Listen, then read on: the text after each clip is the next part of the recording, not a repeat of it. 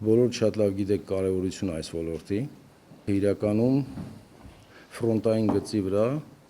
աշխատող կառույց է։ Ինչ խաղի կանոնների մասին ենք պայմանավորվելու այսօր եւ ոնց ենք շարժվելու առաջ։ Մենք կառավարության ծրագրի մեջ համատեղ ձեր հետ կազմել ենք այն ուղղությունները, միջոցառումները, որը որ ՊԵԿ-ը պետք է կատարի։ Մի քանիսի մասին ես կուզենայի այսօր հնչեցնել։ Եվ կառավարությունում, եւ ՊԵԿ-ում մենք ունենք խնդիրներ, երբ որ միջոցառումներ, ծրագրեր ենք նախատեսում, որպես թիրախ ընտրում ենք մեզ համար որոշակի գործարարի տիպը եւ ծրագիրը կազմում ենք ըստ դրա։ Ելնելով դրանից ստեղծել առավելագույն բարենպաստ պայմաններ օրինապահ տնտեսարող սուբյեկտների գործունեության համար։ Ինչը նկատի ունենք։ Մենք շատ դեպքերում միջոցառումները գծում ենք, ծրագրավորում ենք մի տիպ գործարարի համար, որը որ դաշտում չի, որին պետք է որոշակի սանկցիաներ կիրառել եւ չենք մտածում այդ գործառույթները, այդ միջոցառումները ինչպես են ազդում օրինապաշտ սպիտակ դաշտում աշխատող գործարարի համար։ Հայտանիշը հետեւյալն է. եթե այդ միջոցառումները նույնիսկ կարող են բերել մեծ օգուտ, բայց սպիտակ դաշտի աշխատողի համար պրոբլեմա, այդ միջոցառումները չենք կիրառում։ Առավելագույնս կրճատել փաստաթղթերի, տեղեկանքների տրամադրման ցանկը, ժամկետները, օպտիմիզացնել սպասարկումը։ Մասնավորապես, խոսքը գնում է ոչ միայն այն տեղեկանքների մասին, որը ՊԵԿ-ն է պահանջում, այլ նաև այն տեղեկանքների մասին, որը կողքի գերատեսչություններից, հիմնարկներից անհրաժեշտ է, որպեսզի ձևակերպեք։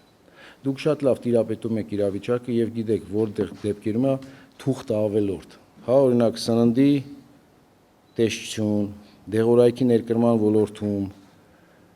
պետք է հստակ ձևակերպել խաղի կանոնները, որ այս երկրի սերտիֆիկատը մեզ համար ընդունելի է։ Լրացուցիչ սերտիֆիկատ չուզենք, պայմանական եմ ասում։ Խաղի կանոնները մաքսիմալ պարզ ձևակերպված պետք է լինեն։ Քաշքշուկը մինիմումի հասցված, տեղեկանքների քանակը մինիմումի, ոչ միայն այն տեղեկանքները, որոնք որ մենք ենք պահանջում ՊԵԿ-ը։ Այդ ոլորտում կարծում եմ դուք շատ անելիք ունեք։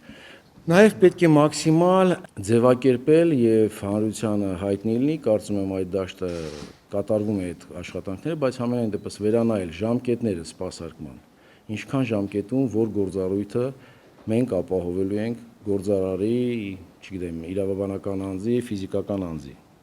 Շատ է խոսվում հսկիչ գների մասին։ Առաջարկում եմ ձեզ, ճիշտ է, այդ դաշտում բավականին աշխատանք է կատարված, բայց առաջարկում եմ ձեզ հետևյալ մեխանիզմը փորձել կիրառել։